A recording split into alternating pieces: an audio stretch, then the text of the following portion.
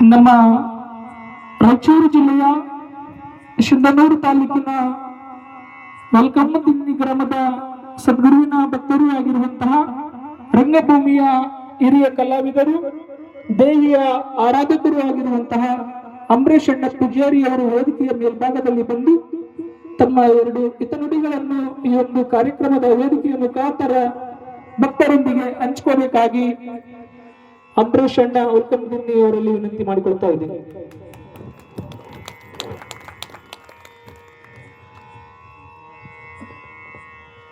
ಗುರುವೇ ನಮಃ.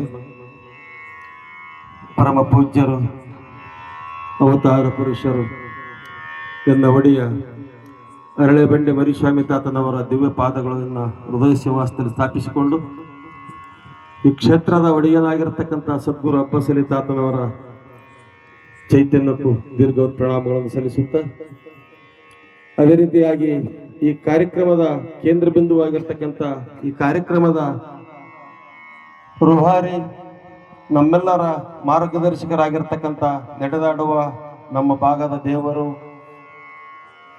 ಸದ್ಗುರು ಅಬ್ಬಸಲಿ ತಾತನ ಸೇವೆಗೆಂದು ಅವತಾರ ಮಾಡಿರ್ತಕ್ಕಂಥ ಜಗದ್ಗುರು ಡಾಕ್ಟರ್ ಗಫೂರ್ ತಾತನವರ ಅಡಿದವರಿಗೆ ದೀರ್ಘ ಪ್ರಣಾಮವನ್ನು ಸಲ್ಲಿಸುತ್ತಾ, ಅದೇ ರೀತಿಯಾಗಿ ಬಾಲಯೋಗಿ ಸದ್ಗುರು ಅಬ್ಬಸಲಿ ತಾತನವರ ಚರಣಕ್ಕೂ ಪ್ರಣಾಮಗಳನ್ನು ಸಲ್ಲಿಸುತ್ತಾ, ಅದೇ ರೀತಿಯಾಗಿ ಪರಮ ಪೂಜ್ಯ ಅಂದರ ಬಾಳದ ಬೆಳಕಾಗಿರ್ತಕ್ಕಂಥ ಪುಟ್ಟರಾಜ ಗವಾಯಿಗಳವರ ಶಿಷ್ಯರು, ದುಮ್ತಿಯ ಸಕರವದೋತ್ತರ ಮೊಮ್ಮಗನಾಗಿರ್ತಕ್ಕಂಥ ಸಂಗೀತ ಚಕ್ರವರ್ತಿ, ದುಮ್ತಿಯ ಕಂದ ಚಿಕ್ಕೊಟ್ಟಿನಕಲ್ಲು ನಿವಾಸಿ ಆಗಿರ್ತಕ್ಕಂಥ ಹನುಮಂತರ ಗವಾಯಿಗಳವರ ಹೃದಯಕ್ಕೂ ಶರಣಾರ್ಥಿಗಳನ್ನು ಸಲ್ಲಿಸುತ್ತಾ, ಅದೇ ರೀತಿಯಾಗಿ ನಮ್ಮ ತಬಲ ಅದ್ಭುತವಾಗಿ ತಬಲದಲ್ಲಿ ಮತ್ತು ಡೋಲಾಕ್ ಬಯಲಾಟಗ ಆಗಲಿ, ಸಾಮಾಜಿಕ ಆಟಗ ಆಗಲಿ, ಎಲ್ಲ ಕಾರ್ಯಕ್ರಮದಲ್ಲಿ ಭಾಗವಹಿಸ್ತಿರ್ತಕ್ಕಂಥ ನಿಜಗುಣ ಭಗವಂತ ಅವರಿಗೆ ಶರಣಾರ್ಥಿಗಳನ್ನು ಸಲ್ಲಿಸುತ್ತಾ, ಹೀಗೆ ಬಂದಿರತಕ್ಕಂಥ ಅಬ್ಬಸಲಿ ತಾತನವರ ಸಕಲ ಸದ್ಭಕ್ತರಲ್ಲಿ ಹೃದಯದೊಳಗೆ ಅಡಗಿರ್ತಕ್ಕಂಥ ಸದ್ಗುರು ಅಬ್ಬಸಲಿ ತಾತನ ಚೈತನ್ಯಕ್ಕೂ ಎಲ್ಲರಿಗೂ ಶರಣಾರ್ಥಿಗಳನ್ನು ಸಲ್ಲಿಸುತ್ತದೆ. ಇವತ್ತು 6ನೇ ವರ್ಷದ ಗುರುಪೂರ್ಣಿಮೆ ಕಾರ್ಯಕ್ರಮ. ಗುರುವಂತಂದ್ರ ಎಂತ ಶಕ್ತಿ ಇರ್ತದಂದ್ರ ಆ ಶಕ್ತಿಯೊಳಗ ವಿಶ್ವ ತುಂಬ ಅಡಗಿರ್ತಕ್ಕಂಥ ಕತ್ತರನ್ನು ಒಡೆದೋಗಿಸ್ತಕ್ಕಂಥ ಶಕ್ತಿ ಗುರುವಿನಲ್ಲಿ ಇರ್ತದ. ಯಾರ ತಕ್ಕ ಕತ್ತರ ನಮ್ ತಕ್ಕ ಇರ್ತದ. ನಮ್ ತಕ್ಕ ಅಜ್ಞಾನದಿಂದ ಮುಚ್ಚಿರ್ತಕ್ಕಂಥ ಕಷ್ಟಗಳನ್ನು ಕಳೆಯಲೆಂದೇ ಅವರು ಅವತಾರ ಮಾಡಿರ್ತಾರೆ ಗುರುಗಳು. ಹಿಂದಕ್ಕೆ ಅತ್ರಿ ಮಾಮುನಿ ಅನಸೂಯ ದೇವಿಯವರು ದಾಂಪತ್ಯ ಜೀವನವನ್ನು ನಡೆಸ್ತಾ ಇರುವ ಸಂದರ್ಭದಲ್ಲಿ ಪಾರ್ವತಿ ಮತ್ತು ಲಕ್ಷ್ಮೀ ಸರಸ್ವತಿಯರ ಮುಂದೆ ನಾರದರು ಬಂದು ಕೇಳ್ತಾರ, ದರ್ಶನಕ್ಕೆ ಬಂದು ತಾಯಿ ನಿಮಗೆ ಶರಣಾರ್ಥಿಗಳು ಅಂತ ಹೇಳಿದಾಗ ಆ ತಾಯಂದರು ಅಂತಾರ, ನಮಗಿನ ಬಲಾಢ್ಯರು, ನಮಗಿನ ಪತಿವ್ರತೆ ಶಿರೋಮಣಿಗಳು ಗಂಡರ ಸೇವೆಯನ್ನು ಮಾಡ್ತಕ್ಕಂಥ, ಪತಿಯ ಸೇವೆಯನ್ನು ಮಾಡ್ತಕ್ಕಂಥವ್ರು ಭೂಲೋಕದಲ್ಲಿ ಯಾರು ನಡೆದಾರ ಅಂತ ಕೇಳಿದ್ರೆ ನಾರದ ಮಾಮನಿಗೆ ಹೇಳ್ತಾರ, ಭೂಲೋಕದಲ್ಲಿ ನಿಮ್ಗಿನ್ನ ಬಲಾಢ್ಯರು, ನಿಮ್ಗಿನ್ನ ಬಹಳ ಶಕ್ತಿವಂತ ತಾಯಿ ಅದಳಮ್ಮ ಅತ್ರಿ ಮಾಮುನಿಯ ಸತಿಯಾಗಿರ್ತಕ್ಕ ಅನಸೂಯ ದೇವಿ ಅಂತ ಹೇಳಿದ್ರೆ ಒಪ್ಪಂಗಲ್ಲ ಅವರು. ಯಾಕೆ ಒಪ್ಪಂಗಲ್ಲ ಅಂದ್ರೆ ನಾವೇ ತ್ರಿಮೂರ್ತಿಗಳ ಪತ್ನಿಯರು ಶ್ರೇಷ್ಠವಾಗಿದ್ದೇವೆ, ನಮ್ಗಿನ್ನ ಬಲಾಢ್ಯರು ಯಾರಿಲ್ಲ. ಯಾಕಂದ್ರೆ ಲಕ್ಷ್ಮಿಯಲ್ಲಿ ರೊಕ್ಕ ಅದ, ಸರಸ್ವತಿಯಲ್ಲಿ ವಿದ್ಯೆ ಅದ, ಪಾರ್ವತಿಯಲ್ಲಿ ಸರ್ವಶಕ್ತಿ ಅದ, ನಮ್ಮ ಪುಟ್ಟು ಬ್ಯಾರೆಲ್ಲ ಅಂತಂದು ಅವರು ಭಾವಿಸಿದ್ರು. ಪರಮಾತ್ಮ ಹೇಳ್ತಾನ, ನಾರದ ನಿನ್ನ ಸುಮ್ಮನೆ ಕುಂದ್ರತ್ತಲ್ಲಪ್ಪ, ಲೋಕಕ್ಕಾಗಿ ಅವ್ರ ಶಕ್ತಿಯನ್ನು ಪ್ರಚಾರ ಮಾಡು, ಅವ್ರಿಗೆಲ್ಲರಿಗೂ ಗೊತ್ತಾಗಲಿ, ತ್ರಿಮೂರ್ತಿಗಳಿಗೆ ಗೊತ್ತಾಗೋದಕ್ಕಿಂತ ಮುಂದಿರ್ತಕ್ಕಂಥ ಜಗತ್ತಿಗೆ ಗೊತ್ತಾಗಲ್ಲ ಅಂತಂದಾಗ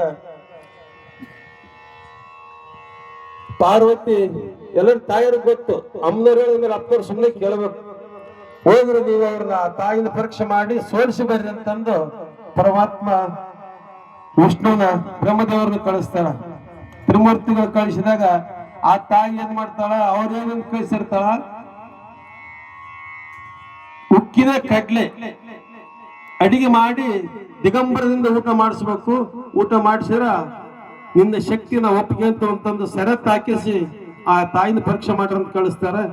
ಕಳಿಸಿದಾಗ ಅವ್ರು ಬಂದು ಹೇಳ್ತಾರ, ತಾಯಿ ನಮ್ಮ ಬೇಡಿಕೆ ಆದ ಸ್ವಲ್ಪ ನೆರವೇರಿಸಿಕೊಡ್ತೇವೆ ಅಂತಂದ್ರೆ, ಏನಪ್ಪಾ ನಿಮ್ ಬೇಡಿಕೆ ಅಂದ್ರ, ಹುಕ್ಕಿನ ಕಡ್ಡಿಲನ್ನು ಅಡಿಗೆ ಮಾಡಿ ನಮಗ ದಿಗಂಬರ ಆಗಿ ಊಟ ಮಾಡಿಸ್ಬೇಕು. ದಿಗಂಬರ ತಾಯಂದ್ರೆ ಯಾರಂದ್ರ ಶಿಶುವಿನ ಮುಂದ ತಾಯಿ ಮಕ್ಕಳು ಸಹ ದಿಗಂಬರ ಆಗಿರ್ತಾರ. ಅದರಿಂದ ಯಾರಿಗೆ ಭೇದ ಭಾವ ಇರೋದಿಲ್ಲ. ಆತಂತ ಹೇಳ್ತಾರೆ, ನೀವು ಜಳಕ ಮಾಡಿಕೊಂಬರ್ರಿ, ಭರತನಿಗೆ ಅಡಿಗೆ ಸಿದ್ಧವಾಗಿರ್ತದೆ ಅಂದಾಗ ಗಂಡನ ಪಾದೋದಕ ತಗೊಂಡು ಉಕ್ಕಿನ ಕಡ್ಡಲಿಗೆ ಹಾಕಿದಾಗ ಅವು ಅಡಿಗೆ ಕಡ್ಲಾಗ್ತಾವ, ಊಟ ಮಾಡ್ತಕ್ಕಂಥ ಕಡ್ಲಾಗ್ತಾವ. ಅವ್ರು ಜಳಕ ಮಾಡಿಕೊಂಬಂದ್ರು, ಅಡಿಗೆ ರೆಡಿ ಆಯ್ತಿ, ಪ್ರಸಾದಕ್ಕೆ ಕೂಡ್ರ ಅಂತಂದು ನೀನು ವಸ್ತ್ರ ಕಳಿಸಿ ಅಂದ್ರ ಬಾಲ್ಯ ರೂಪದಲ್ಲಿ ಶಿಶು ಏನ್ ಬಾಲ್ಯ ರೂಪದಲ್ಲಿ ಇರ್ತದೆ ವಸ್ತ್ರ ಇಲ್ದಂಗ ಆ ತರ ನಮ್ಗೆ ಊಟಕ್ಕೆ ಹಾಕ್ಬೇಕು ಅಂದಾಗ ಆಗ್ತದ. ಗುರುಗಳ ಬಂದು ಕೂಡ್ರ ಅಂದಾಗ ಗಂಡನ ಪಾದೋದಕ ತಗೊಂಡು ಅವ್ರು ಮೂವರಿಗೆ ಹೊಡೆದ್ರ ಅವ್ರ ಮೂವರು ತ್ರಿಮೂರ್ತಿಗಳು ಸಣ್ಣ ಶಿಶುವಾಗಿ ತೊಟ್ಟಲದಲ್ಲಿ ಮುಂದೆ ಆಡ್ತಾವ. ಆ ಕೂಸುಗಳಿಗೆ ತಾಯಿ ತನ್ನಿರ್ತಕ್ಕಂಥ ವಸ್ತ್ರಗಳನ್ನ ತೆಗೆದು ಊಟ ಮಾಡಿಸ್ತಾಳ. ಊಟ ಮಾಡಿಸ್ತಕ್ಕಂಥ ಸಂದರ್ಭದಲ್ಲಿ ಅತ್ರಿಮಾನಗಳು ಬರ್ತಾರ, ಏನು ದೇವಿ ಅಂತಂದ್ರೆ, ಇಲ್ದ ಗುರುಗಳೇ ಪತಿದೇವ ಇವರ ಆಜ್ಞೆ ಅವ್ರಷ್ಟೇ ಅಪೇಕ್ಷೆ ಪಟ್ರ, ಅದಕ್ಕಾಗಿ ನಾನು ಆ ತರ ಮಾಡಿದೆವು, ಆಗಲು ಒಳ್ಳೇದಂತಂದಾಗ ಇವರು ಬರಲಿಲ್ಲ. ಯಾರು ಬರಲ್ಲ? ಪರಮಾತ್ಮ ವಾಲಿಗೆ ಹೋಗಲಿಲ್ಲ, ವಿಷ್ಣು ಹೋಗಲಿಲ್ಲ, ಬ್ರಹ್ಮದೇವ ಹೋಗಲಿಲ್ಲ. ಅವ್ರಿಗೆ ದಿಗಡ ಬಂತು, ನಮ್ಮ ಗಂಡರು ಹೋಗ್ಯಾರ ಆ ಕಡೆ ಹೋದ್ರಿಂದ ಬರಲಿಲ್ಲ ಅಂತ. ಮತ್ತೆ ನಾರದನ ಕೇಳಿದ್ರು. ನಾರದನ ಹೇಳಿದ್ರ, ಎಲ್ಲಿ ಬರ್ತಾರ ತಾಯಿ, ನೀವೇನ್ ಹೇಳಿದ್ರಿ, ಪೂರ ಅದ್ಭುತವಾದ ಶಕ್ತಿ ಇಟ್ಟಿದ್ರಿ, ಉಕ್ಕಿನ ಕಡ್ಲೆ ಕೊಟ್ಟು ಕಳಿಸಿರಿ, ದಿಗಂಬರ ಉಳಿಸ್ಬೇಕಂತ ಹೇಳ್ಬಿಡಿ, ದಿಗಂಬರ ಮಾಡಿ ಅವ್ರ ಮಕ್ಕಳ ಮಾಡಿ ಅನ್ಸಯ್ಯ ದೇವ ಆಡ್ಸಕ್ಕೆಚ್ಚಾಳ, ನೀವು ಹೋಗ್ರಿ. ತಪ್ಪಾಯ್ತಂತ ತಾಯಿಯರು ಬಂದು ಕೇಳ್ಕೊಂಡ್ರ. ಅವಾಗ ಯಾಕಂದ್ರೆ ಇದು ಸ್ವಲ್ಪ ಶಾರ್ಟ್ ಕಟ್ ಬರಕತ್ತೀನಿ, ಅಷ್ಟು ಹೇಳಿದ್ರೆ ಬಹಳ ಆಗ್ತದ. ಆಗಲ್ ತಾಯಿ ತಪ್ಪಾಗೈತೆ ಅಂತ ನೀವು ಕೇಳ್ಕೊಂಡ್ರ, ನನ್ನ ಶಸ್ತ್ರ ನೀವು ಆಗಂಗಿದ್ರಬೇಕಾರ ನಾನು ನೀವು ರಥ ಪ್ರಕಾರ ಮಾಡ್ತೇನೆ ಅಂದ್ರೇನು, ಇವರು ನನಗೆ ಮಕ್ಕಳಾಗ್ಯಾರ, ತ್ರಿಮೂರ್ತಿಗಳು ನನಗೆ ಮಕ್ಕಳಾಗ್ಯಾರ, ಅವರಿಗೆ ನಿಮಗ್ ಮತ್ತೆ ಪುನಃ ಲಗ್ನ ಆಗ್ತಂದ್ರ ಬೇಕಾದ್ರೆ ನಾ ಮಾಡಿಕೊಡ್ತಂದ್ರ, ಅವಾಗ ಆ ತಾಯಿ ತನ್ನ ಗಂಡನ ಪಾದೋದಕ ತಗೊಂಡು ಸಂಪ್ರೋಕ್ಷಣೆ ಮಾಡಿದಾಗ ಯಥ ಪ್ರಕಾರವಾಗಿ ಅವರು ತ್ರಿಮೂರ್ತಿಗಳು ಆಗ್ತಾರೆ. ತ್ರಿಮೂರ್ತಿಗಳಾಗಿ ಅವ್ರಿಗೆ ಸಹಮಗ ಲಗ್ನ ಮಾಡಿ ಕಳಿಸ್ಬೇಕಾದಾಗ ಅವಾಗ ಹೇಳ್ತಾ ಅತ್ರಿ ಮಹಾಮುನಿ ದೇವಿ, ನಮಗ ಮಕ್ಕಳ ಮೇಲೆ ಅಪೇಕ್ಷಿದ್ದಿಲ್ಲ, ತ್ರಿಮೂರ್ತಿಗಳು ನೀವಾಗಿ ಬಂದಿರಿ, ನೀವಾಗಿ ಶಿಶುವಾಗಿರಿ. ನಮಗ ಈಗ ತ್ರಿಮೂರ್ತಿಗಳ ಅಂಶವಾಗಿರ್ತಕ್ಕಂಥ ಶಿಶುವು ನಮ್ಮ ಗರ್ಭದಾಗ ಕೊಟ್ಟಿರ್ತಾವ, ನನಗ ಆ ಶಿಶುವನ್ನು ಕೊಟ್ಟು ಮುಂದಕ್ಕೆ ಹೋಗಿರಂತಂದಾಗ ಅವತಾರ ಪುರುಷರಾಗಿರ್ತಕ್ಕಂಥ ಸದ್ಗುರು ದತ್ತಾತ್ರೇಯರ ಅವತಾರ ಮಾಡಿರ್ತಕ್ಕಂಥದ್ದೇ ಇವತ್ತು ಗುರುಪೂರ್ಣಿಮೆ. ಅವರು ಹಲವಾರು ದೇಶಗಳನ್ನು ತಿರುಗಿ ಹಲವಾರು ರಾಜ್ಯಗಳು ಒಂದೇ ತ್ರಿಮೂರ್ತಿ, ಒಂದೇ ಶರೀರ ಮೂರು ಮುಖ, ಅತ್ರಿ ಮಹಾಮುನಿಗಳ ಮಗನಾಗಿ ಹುಟ್ಟಿ ಹಲವಾರು ಪವಾಡಗಳನ್ನು ಮಾಡುತ್ತಾ ಬಂದು ಅವರ ಸೇವೆ ಮಾಡ್ಕೊಂತಿರ್ತಕ್ಕಂಥ ದಿನಮಾನಗಳಲ್ಲಿ ಭಕ್ತ ಹೇಳ್ತಾನ, ಗುರುವೇ ನೀ ಕೊಟ್ಟಿರ್ತಕ್ಕಂಥದ್ದು ಬಹಳ ಅದ, ನಿನ್ನ ಋಣ ತೀರಿಸ್ತಪ್ಪ ಅಂತ. ಆಗ್ಲಪ್ಪ ತೀರಿಸು ಅಂತಂದ್ರ ಅವರು ಗುರುಗಳ ಋಣ ತೀರ್ಸಕ್ ಯಾರಿಂದ ಸಾಧ್ಯ ಆಗ್ತದ? ಮಾಡಿದ ಏನು ಮುಟ್ಲಲ್ಲ. ಅವಾಗ ಎಲ್ಲಾರು ಬಂದು ತಪ್ಪಾಗ್ತದ ಕೇಳಿದಾಗ ಅವಾಗ ಹೇಳ್ತಾರ ಅವರು, ನೀನು ಗುರುವಿನ ಋಣ ತಾಯಿಯ ಋಣ ತೀರ್ಸಕ್ ಯಾರಿಂದ ಆಗದ್ರ ಮಗನೇ, ಸತತವಾಗಿ ಕಲಿಯುಗ ಪರ್ಯಂತ ಇರುವವರೆಗೂ ಗುರುಪೂರ್ಣಿಮೆಯ ಗುರುಪುತ್ರರು ಯಾರು ಆಗಿರಿ, ಆಗಬೇಕಂತ ಅಪಕ್ಷ ಅದ, ಅವ್ರ ಸೇವೆ ಮಾಡ್ತಕ್ಕಂಥ ಯಾರಿಗೆ ಅಪಕ್ಷ ಅದ ಅವರೆಲ್ಲರೂ ಗುರುಪೂರ್ಣಿಮೆಯ ದಿವಸ ಹೋಗಿ ಗುರುವಿನ ಅಡಿದ ಅವರಲ್ಲಿ ನಿಮ್ಮ ಸೇವೆಯನ್ನು ಮಾಡಿ ಅವರ ಕೃಪೆಗೆ ಪಾತ್ರರಾಗಿರ್ಬೇಕಾರ ಅವತ್ತು ನನಗ ಸಂತೋಷ ಆಗ್ತದೆ ಅಂತ ಹೇಳಿ ಅತ್ರಿಮಾಮುನಿಗಳು ಹೇಳಿರ್ತಕ್ಕಂಥ ದತ್ತಾತ್ರೇಯ ಹೇಳಿರ್ತಕ್ಕಂಥ ವಿಚಾರವನ್ನು ಇವತ್ತು ನಮ್ಮ ಗೋನವಾರದಿಂದ ಚಿರ್ತಾಪಲ್ಲಿಗೆ ಬಂದು ಅರಣ್ಯ ಇದು ಅಡಿಯೊಳಗೆ ಮಠ ಮಾಡಿ ಅದಕ್ಕೆ ಗುರುವೆ ನೀನೊಲಿದು ಪಾದವನ್ನಿಟ್ಟ ನೆಲವೇ ಸುಕ್ಷೇತ್ರ ಜಲವೇ ಪಾವನ ತೀರ್ಥ ಸುಲಭ ಶ್ರೀ ಗುರುವೆ ಕೃಪೆಯಾಗು. ಯಾರು ಬಂದ್ರು ಅಬ್ಬಸಲಿ ತಾತನ ಕೃಪಾಶ್ರಮದ ಶಬ್ದದ ಮುಖಾಂತರ ಡಾಕ್ಟರ್ ಗಫೂರ್ ತಾತ್ನವ್ರಿಗಾಯ್ತು. ಗಫೂರ್ ತಾತ್ನವ್ರು ಬಂದು ಇಲ್ಲಿ ಪಾದದ ಮೂಡಿಸಿದಾಗ ಇಲ್ಲಿ ಪುಣ್ಯವಾದ ಕ್ಷೇತ್ರವಾಯ್ತು. ಎಲ್ಲರಿಗೂ ಒಂದೊಂದು ರೋಗದವ, ಪ್ರತಿಯೊಬ್ಬರಿಗೂ ರೋಗದವ. ರೋಗ ಇಲ್ದವ್ರು ಯಾರು ಇಲ್ಲ.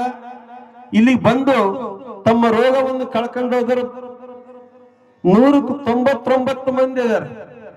ಒಬ್ರಿಬ್ರಲ್ಲ, ಯಾರಿಗದು ಸುಮ್ನೆ ಯಾರು ಬರೋದಿಲ್ಲ. ಇದು 26ನೇ ಯುಗ ಇದು. ಯಾಕಂದ್ರೆ 20ನೇ ಶತಮಾನ. ಯಾರು ಕಂಪ್ಯೂಟರ್ ಕಾಲದಾಗ ಯಾರು ಸುಮ್ನೆ ಒಬ್ಬ ದೇವರಿಗೆ ನಮಸ್ಕಾರ ಮಾಡಂಗಲ್ಲ, ಒಬ್ಬ ಮನುಷ್ಯನಿಗೆ ಸುಮ್ನೆ ಕೃತಜ್ಞತೆಯಿಂದ ಯಾರು ಮಾತನಾಡ್ಸಂಗಿಲ್ಲ. ಪ್ರತಿಯೊಬ್ರು ನಮ್ಮ ಡಾಕ್ಟರ್ ಗಫೂರ್ ತಾತ್ನವರ ಆಶೀರ್ವಾದ ಪಡ್ಕೊಂಡು ಅವರ ರೋಗವನ್ನು ಕಳ್ಕೊಂಡ್ರು 199 ಮಂದಿ ಇದ್ದಾರೆ. ಇದಕ್ಕೆ ಬೇಕಾದ್ರೆ ಸತ್ಯವಾಗಿ ನಾವು ಹೇಳಬಲ್ಲಿವಿ. ಅವ್ರು ಹೇಳ್ತಾರೆ, ಯಾರು ಖಾಲಿ ಕುಂದ್ರಬಾರದು, ಸೇವೆಯನ್ನು ಮಾಡ್ರಿ, ಭೂತಾಯಿಯ ಸೇವೆ ಮಾಡ್ರಿ, ನಿಮ್ಮ ಕಾಯಕವನ್ನು ನೀವು ಮಾಡಿ ನಿಮ್ಮ ಜನ್ಮವನ್ನು ಪಾವನ ಮಾಡಿಕೊಡ್ರಿ ಅಂತ ಹೇಳ್ತಾ ಸತತವಾಗಿ ಯಾರನ್ನ ಅಲ್ಲಗಳಿದಿಲ್ಲ ಅವರು. ಯಾವ ಧರ್ಮವನ್ನು ಇದು ಧರ್ಮ ದೊಡ್ಡದು, ಇದು ಧರ್ಮ ಸಣ್ಣದಂತ ಭೇದ ಭಾವ ಎಂದು ಮಾಡಿಲ್ಲ. ನಿಮ್ಮ ಮನೆಗೆ ಬಂದಪ್ಪ ಅಂದ್ರ ನೀವು ಪಾದಕ್ಕೆ ನೀರ್ ಹಾಕಿದ್ರು ಹಾಕ್ಸ್ಕೊಂಡಾರ, ನೀವು ನೀರ್ ಹಾಕಲಿಲ್ಲ ಅಂದ್ರು ಮನೆಗ್ ಬಂದಾರ, ನೀವು ಪೂಜೆ ಮಾಡಿದ್ರು ಮಾಡಿಸ್ಕೊಂಡಾರ, ನೀವು ಮಾಡ್ಲಲ್ಲ ಅಂದ್ರೂ ಸುಮ್ಮನೆ ಇದಾರ. ಯಾಕಂದ್ರೆ ಅಂದಪ್ಪ ನಿಮ್ಮ ಮನವ ನೀವು ಸಂತೈಸಿಕೊಳ್ಳಿ. ನೀವು ಏನು ಅಪಕ್ಷ ಬಿಟ್ಟಿರ್ತಾರ ಆ ತರ ಇವತ್ತು ನಮ್ಮ ಡಾಕ್ಟರ್ ಗಫೂರ್ ತಾತ್ನವರು ನಮ್ಮ ಎದುರಿಗಿದಾರ. ಅವರ ಸೇವೆಯನ್ನು ಮಾಡಲು ನಾವು ಬಂದಿರತಕ್ಕಂತ ನಮ್ಮೆಲ್ಲರ ಭಾಗ್ಯ. ಯಾಕಂದ್ರೆ ಮಾತಾಡ್ಕೊಂತಿದ್ರೆ ಬಹಳ ಬೆಳ್ತನ ಆಗ್ತದೆ. ಪರಮ ಪೂಜ್ಯರ ತೊಲಬಾರ ಕಾರ್ಯಕ್ರಮ ಇದೆ. 165ನೇ ತೊಲಬಾರ ಕಾರ್ಯಕ್ರಮ ಶಿಷ್ಯರಿಂದ ನೆರವೇರಿಸ್ತಾರ. ಯಾಕಂದ್ರ ಕರುಣರಸದ ಕೋಡಿವರವ ಕಟಾಕ್ಷದ ವರಪುಣ್ಯಮಯ ಶರೀರದ ನಿರಾಭಾರಿ ಸದ್ಗುರುವಿರಲನ್ನ ಮಾನಸದು. ಒಂದು 15-20 ಮಂದಿ ತಾತ್ನವರಾಗ್ಯಾರ. ತಾತ್ನವ್ರ ಕಡ್ಲಿ ದೇವರಿಡಕ್ಕೆ ಅವರೆಲ್ಲರ ಭಾವನೆಗಳಿಗೆ ಸಹ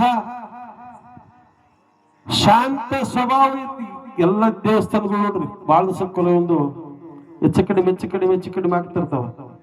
ನಮ್ಮ ಗಫೂರ್ ತಾತ್ನವ್ರ ವಾಣಿ ಹೆಂಗ್ ಬರ್ತದೆ, ಯಪ್ಪ ಯಮ್ಮ ಯಾಕ ಇದು ಮೃದು ಹೆಂಗ್ ಬರ್ತದಂದ್ರ ಅಷ್ಟು ಮೃದುವಾಗಿ ಅದ್ಭುತವಾಗಿ ದೇವಸ್ಥಾನ ಬೆಳಿತದ. ದೇವಸ್ಥಾನ ಬೆಳೆಯಕ್ ಕಾರಣ ಏನಪ್ಪ ಅಂದ್ರ ನಮ್ಮ ತಾತ್ನವ್ರ ವಾಣಿನೇ ದೇವಸ್ಥಾನ ಬೆಳೆಸ್ತಕ್ಕಂತ ಶಕ್ತಿಯ ಭಗವಂತ ಸದ್ಗುರು ಅಬ್ಬಾಸಲಿ ತಾತ್ನವರು ಅವ್ರಿಗೆ ಕೊಟ್ಟಾರ. ಅವರಿಗೂ ಮತ್ತು ನಮಗೂ ಜಗದೊಡೆಯನಾಗಿರ್ತಕ್ಕಂಥ ಸದ್ಗುರು ಅಬ್ಬಾಸಲಿ ತಾತ್ನ ಕೃಪಾಶ್ರವಾದ ಸದಾವ ಕಾಲ ನಮ್ಮ ಮೇಲೆ ನಿಮ್ಮ ಮೇಲೆ ಇರಲಂತ ಕೇಳಿಕೊಳ್ತಾ ಇದುವರೆಗೆ ಮಾತಾಡಲು ಅವಕಾಶ ಕೊಟ್ಟಿರ್ತಕ್ಕಂಥ ಸದ್ಗುರು ಅಬ್ಬಾಸಲಿ ತಾತನ ದೇವಸ್ಥಾನದ ಕಮಿಟಿಯವರಿಗೂ ಮತ್ತು ಇಲ್ಲಿರ್ತಕ್ಕಂಥ ಎಲ್ಲ ತಾಯಂದಿರಿಗೂ ಸರಿ ಇದ್ರೆ ಇಟ್ಕೊಳ್ರಿ, ತಪ್ಪಿತ್ತಂದ್ರೆ ಮನ್ನಿಸರಂತ ಕೇಳ್ಕೊಳ್ತಾ ನಮ್ಮೆರಡು ವಾಕ್ಯಗಳನ್ನು ಗುರುಪಾದಕ್ಕೆ ಅರ್ಪಿಸಿದೆ. ಓಂ ಶ್ರೀ ಸದ್ಗುರುವೇ ನಮಃ. ಮಾತೃ ದೇಹೋ ಭವ, ಪಿತೃ ದೇಹೋ ಭವ, ಗುರು ದೇಹೋ ಭವ ಎನ್ನುವ ಹಾಗೆ ಗುರು ಬ್ರಹ್ಮ ವಿಷ್ಣು ಮಹೇಶ್ವರರ ರೂಪದಲ್ಲಿ ಕಥೆಯ ರೂಪದಲ್ಲಿ ಬಂದಿರುವಂತಹ ಸದ್ಭಕ್ತರಿಗೆ ಬಹಳ ಸಂಕ್ಷಿಪ್ತವಾಗಿ ವಿವರಣೆ ನೀಡಿದರು. ಮಾತೃ ದೇವೋಭವ ಎಂದರೆ ತಾಯಿ ನಿಮ್ಮೆಲ್ಲರನ್ನು 9 ತಿಂಗಳು ಗರ್ಭದಲ್ಲಿ ಇಟ್ಟುಕೊಂಡು ನೋವು ನಲಿವುಗಳನ್ನು ಉಂಡು ಹೊತ್ತು ನಮಗೆ ಪದವಿ ನುಡಿಗಳ ಮೂಲಕ ಈ ಜಗತ್ತಿಗೆ ಪರಿಚಯ ಮಾಡಿರ್ತಕ್ಕಂಥ ತಾಯಿ ಮೊದಲು ಗುರು. ಹಾಗಾಗಿ ತಾಯಿಗೆ ನೀವೆಲ್ಲರೂ ದೇವರ ಸಮಾನ ಕಾಣಬೇಕು. ಎರಡನೆಯದು ಪಿತೃ ದೇವೋಭವ, ನಮ್ಮ ಹುಟ್ಟಿಗೆ ಕಾರಣೀಭೂತರಾಗಿರ್ತಕ್ಕಂಥ ತಂದೆಯನ್ನು ಸಹ ಪೂಜೆಯ ರೂಪದಲ್ಲಿ ಕಾಣಬೇಕು. ಮೂರನೆಯದು ಗುರು ದೇಹೋಭವ, ಗುರು ನಿಮ್ಮೆಲ್ಲರಿಗೆ ಜ್ಞಾನದ ಬೆಳಕನ್ನು ನೀಡಿ ಸನ್ಮಾರ್ಗದ ದಾರಿ ತೋರಿ ಆಧ್ಯಾತ್ಮಿಕತೆಯ ಸನ್ಮಾರ್ಗವನ್ನು ತೋರಿ ಸುಸಂಸ್ಕೃತಗಳನ್ನಾಗಿ ಮಾಡಿರುವಂತ ಗುರು. ಹಾಗಾಗಿ ಗುರುವನ್ನು ಸಹ ದೇವರ ರೂಪದಲ್ಲಿ ಗುರು ದೇಹೋಭವ ಎನ್ನುವುದನ್ನು ಈ ಮೂರು ಬ್ರಹ್ಮ ವಿಷ್ಣು ಮಹೇಶ್ವರರ ರೂಪದಲ್ಲಿ ಕಥೆಯ ರೂಪದಲ್ಲಿ ನಿಮ್ಮೆಲ್ಲರಿಗೆ ತಿಳಿಯಪಡಿಸಿರ್ತಕ್ಕಂಥ ಅಂಬರೀಷ್ ಅಣ್ಣ ವೆಲ್ಕಮ್ ದಿನ್ನಿ ಅವರಿಗೆ ಗೋನೂರು ಗ್ರಾಮದ ಜಿ ಪ್ರಕಾಶ್ ನಾಯಕರವರು